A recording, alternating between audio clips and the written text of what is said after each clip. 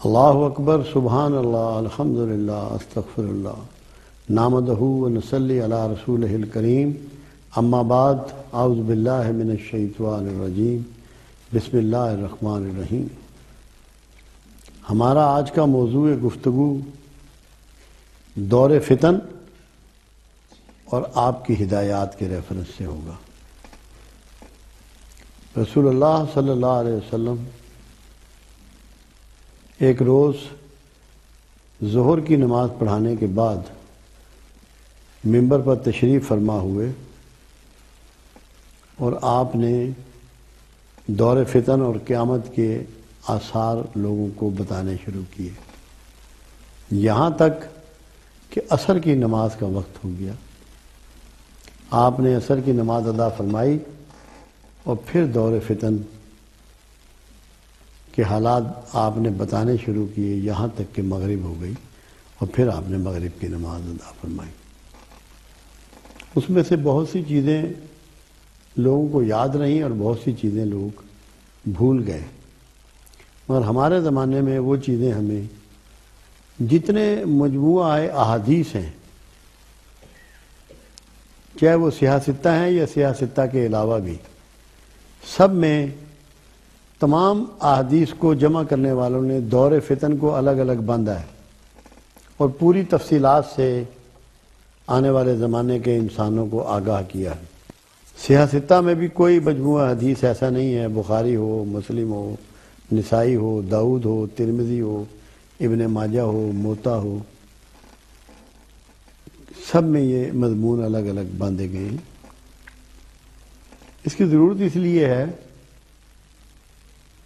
کہ ہمیں یہ احساس رہے، ہمیں یہ خیال رہے کہ ہم قیامت کے کتنا قریب پہنچ چکے ہیں اور حالات جو ہے وہ کتنے دگرگوں ہو چکے ہیں۔ ہم اپنی دنیا جس میں رہ رہے ہیں اس میں اپنے تحفظات کو کیسے قائم رکھ سکتے ہیں اور آگے کی دنیا کے لیے ہم کتنی بہتری کر سکتے ہیں کہ ہماری آنے والی زندگی جو ہے اس میں ہم بے خطر اور بے خوف داخل ہوں، جیسے کہ پروردگار خود ہی کہتا ہے کہ جو میرے بندے ہیں انہیں حزن و ملال نہ ہوگا۔ تو اس لیے رسول اللہ صلی اللہ علیہ وسلم نے اپنی امت کی مکمل آگاہی کے لیے دور فتن کو بیان فرمایا۔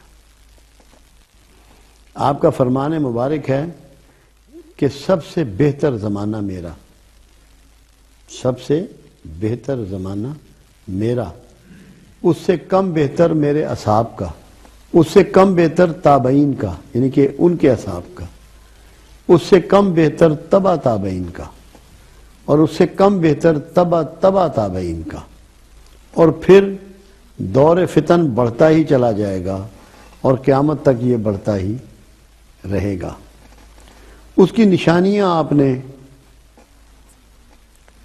بیان فرمائی اور لوگوں کو آگاہی دی۔ میں اس میں سے تھوڑی سی علامات آپ کو بتاؤں گا، زیادہ نہیں، کیوں کہ وہ تو اتنی زیادہ ہیں، اتنی کثیر ہیں کہ زیادہ بتانی ممکن نہیں ہے،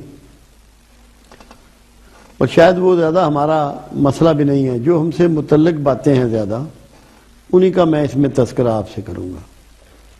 سب سے پہلے نمبر پہ جو میرے آقا نے فرمایا کہ جھوٹ کی کثرت ہو جائے گی۔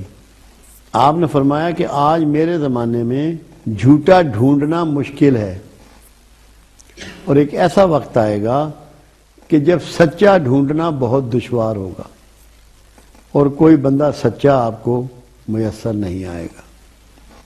آج آپ کا اور میرا جو زمانہ ہے، آپ پوری کوشش کر لیں، جہاں سے ممکن ہے آپ کوشش کر لیں، روحانیت ہو، دین ہو، سیاست ہو، عدالت ہو، حکومت ہو، کاروبار ہو، ذمہ دارہ ہو، جو بھی شعبہ ہے زندگی آپ کے اور میرے ہیں، کیا سچا میسر آتا ہے؟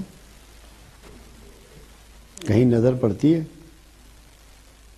یہ جو ہمارے معاشرے میں بے چینیاں ہیں، انگزائٹی ہے، ڈپریشن ہے، کتنا پھیل گیا ہے، اس کی سب سے بڑی وجہ جھوٹ ہے۔ کیوں؟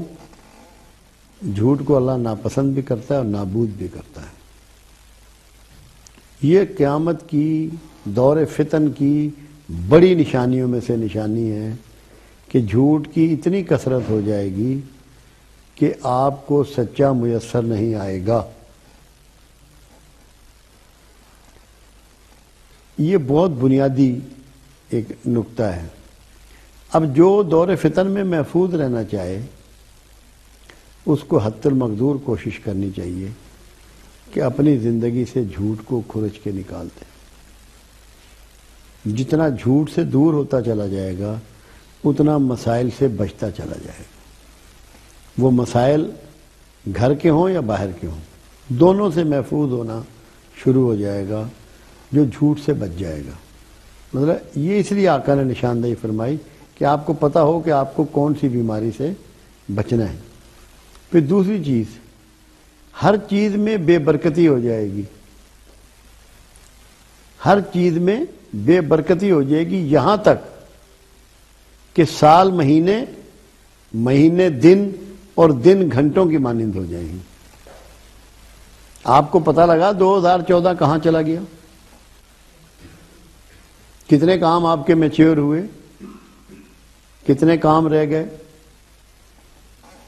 تو بے برکتی ہو جائے گی۔ آپ کے پاس کتنی اشیاء کی کثرت ہے، پھل، سبزیاں، گوشت، انڈے، دودھ، دالیں، لباس، ہر چیز آپ سب کے پاس پہلے سے وافر ہے۔ تنخواہیں کہاں چلی گئی ہیں؟ کتنی بڑی بڑی تنخواہیں مل رہی ہیں۔ اس کے باوجود ہر آدمی روتا ہوا نظر آتا ہے کہ میرا گزارا نہیں ہو رہا، میری پوری نہیں پہنتی۔ جو ایسا نہیں ہے، ایسے ہی ہو رہا ہے نا؟ تو اس کے لیے ضرور